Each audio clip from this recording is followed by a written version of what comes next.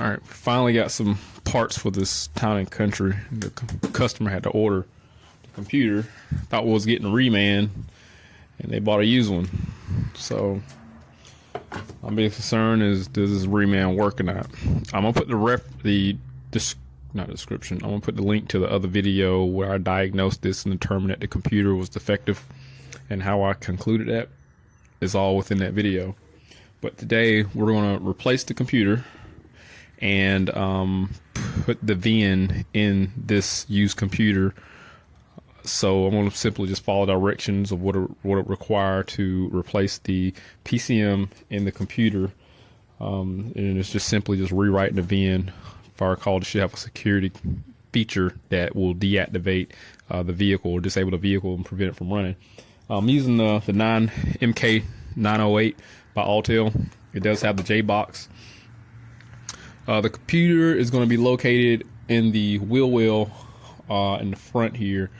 So hopefully there should be just three 10mm fasteners I got to pull out here and here, and then I'll just, well, they're facing this side, so take these out and then I remove the connectors and extract it.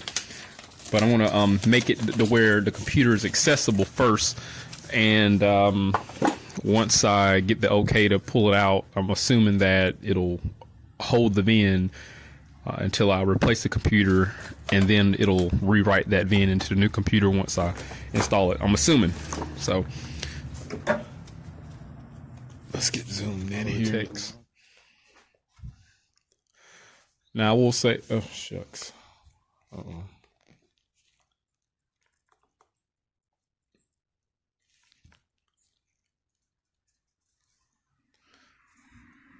Chrysler.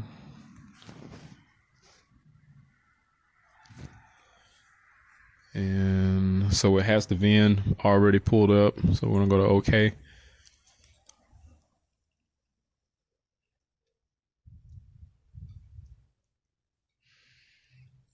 And we should be able to go to hot functions, and that should be able to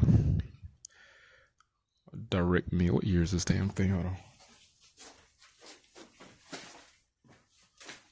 So 06. It was something I had to do because it didn't Town and Country. It was something different about this. There you go, Town and Country. Let's go to hot function. Let's see what it says in immobilizer. I need to put the VIN in though.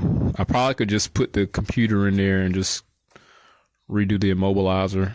I'm just going to see what my option. All right, let's see here. So we have the option up here, powertrain control module replacement. Likely after replacing, okay, after the PCM has been replaced, use this function. So I probably should just go ahead and take the computer out since it's not directing me to do anything special. If I have to rewrite the VIN, I can just jot it down. I don't know, from like the window or wherever, and just put it in the rewrite the VIN inside the PC if I need to. Don't seem like I have to do this. Let me go ahead and I'm just gonna go to OK and put the vehicle pin. I don't know what that means.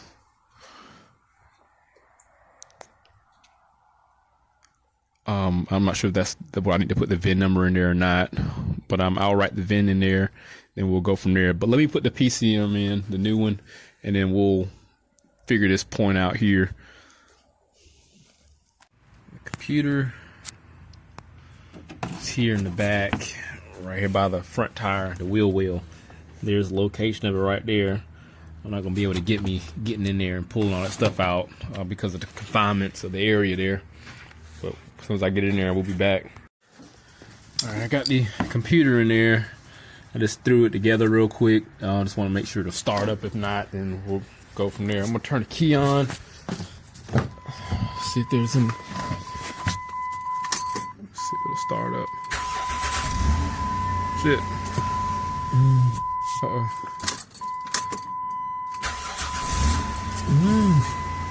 start up and shut down. So there likely is something with the immobilizer system.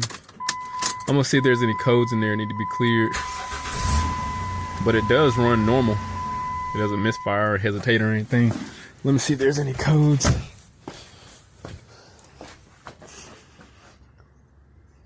Do a complete scan. Let's give it a minute.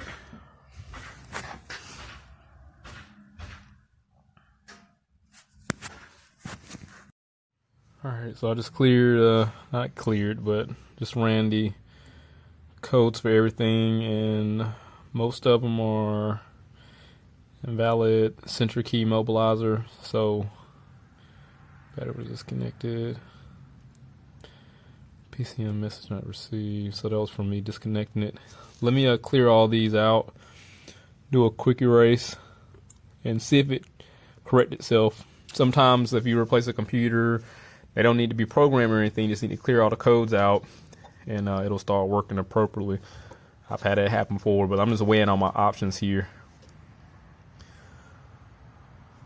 So that hasn't came back in the PCM. So I'm gonna let it do its thing. Sometimes, and if you start it up, it'll come back, but it'll let you know you need to go to like the next step as far as programming. But I'm just gonna weigh my options first. As far as replacing the computer, it was only like 40 minutes from, jacking the car up, pulling the fender liner down, and then taking those 3 fasteners and the 4 connectors off. I think it's 4. So it didn't take long. If you're doing it,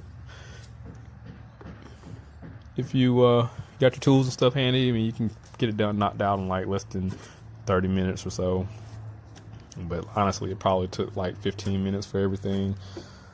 My perception of time is probably off. I'll give it a minute. We'll start it on up. Alright.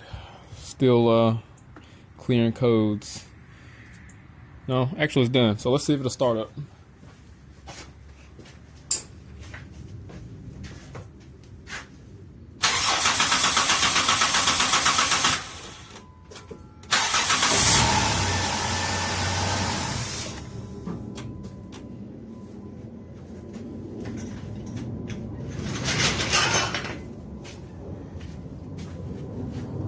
Nope, gotta move on to programming.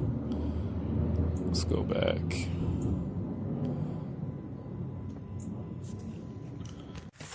Alright, this next step, we're gonna have to just rewrite the VIN. And I'm gonna do that. Hopefully I can do that real time. While we go over here. Let's go to...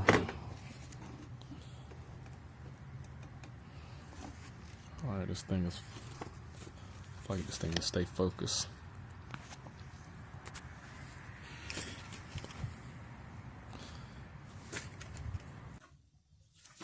Alright, we're going to try to rewrite the VIN. I'll try to do this before the battery probably take a crap on me. We're going to go to check VIN. I already got the VIN written down. You can use this function to read and write the VIN. So we're going to go to OK. The VIN is valid. Press OK to change. This VIN does not match, obviously. So please input the VIN.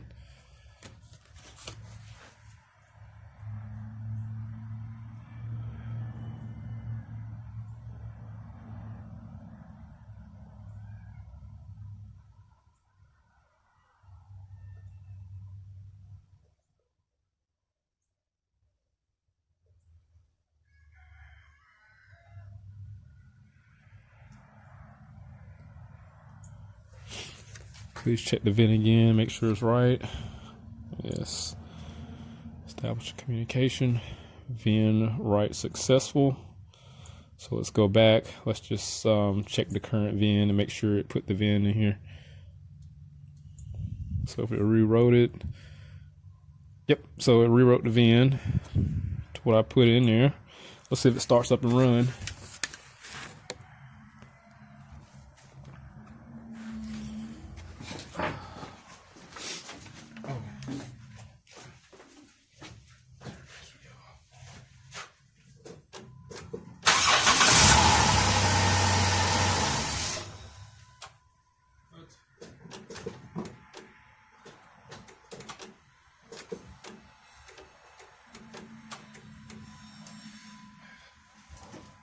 Let me see if I got any codes in there.